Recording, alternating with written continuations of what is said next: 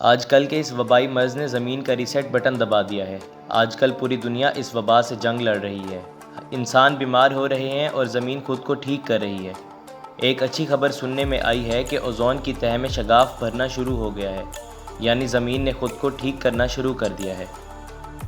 ماہرین کے مطابق زمینی آب و ہوا پہلے سے بہت بہتر ہو گئی ہے۔ پچھلے کچھ سالوں میں انسانی نقل و حرکات نے اوزون کی تہہ کو کافی نقصان پہنچایا ہے،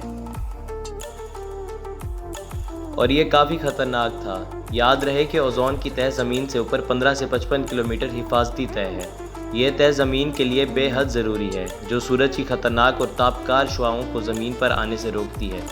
یہاں پر آپ جو زمین کا نیلا حصہ دیکھ رہے ہیں، یہ وہ سوراخ ہے، اور گرین حصہ اوزون کی تہہ ہے۔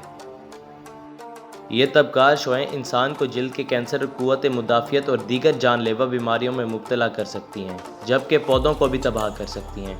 کچھ دہائیوں قبل دنیا بھر میں CFC گیسز کے استعمال میں بے حد اضافہ ہو گیا، جو اس تہہ کو نقصان پہنچا رہی تھیں۔ CFC مطلب کلورو فلورو کاربن۔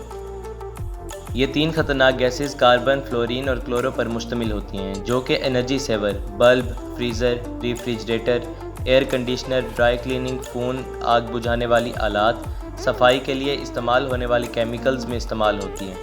یہ گیس جب فضا میں جاتی ہے تو براہ راست اوزون کی تہہ کو نقصان پہنچاتی ہے، جس سے اس مقام پر سورج کی تابکار شعاعیں زمین پر آنا شروع ہو جاتی ہیں۔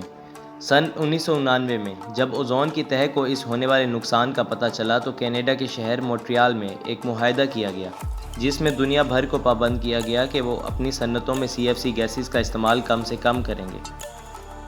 اس معاہدے پر عمل کا مثبت نتیجہ برآمد ہوا ہے۔ اوزون کی تہہ کی ریپیئرنگ شروع ہو گئی ہے، جس کی تصدیق ناسا نے کی ہے، جو خلا میں موجود انٹرنیشنل اسپیس اسٹیشن کے ذریعے سن 2005 سے اوزون کی نگرانی کر رہا ہے۔ اوزون کی تہہ پھٹنے اور اس میں شگاف بھرنے کا عمل انٹارکٹیکا کے خطے میں پیش آیا تھا، جس کے باعث وہاں برف تیزی سے پگھلنا شروع ہو گئی تھی، جس سے سطح سمندر بڑھنے کا خدشہ تھا۔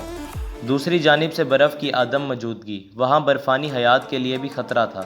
ماہرین کا کہنا ہے کہ اوزون کی ریپیئرنگ فی الحال 20% ہوئی ہے۔ ابھی ہمیں اپنی زمین کو بچانے کے لیے مزید کم کرنا پڑے گا، جس کے بعد توقع ہے کہ سن 2060 یا 2080 تک اپنی اصل حالت میں آ جائے گی۔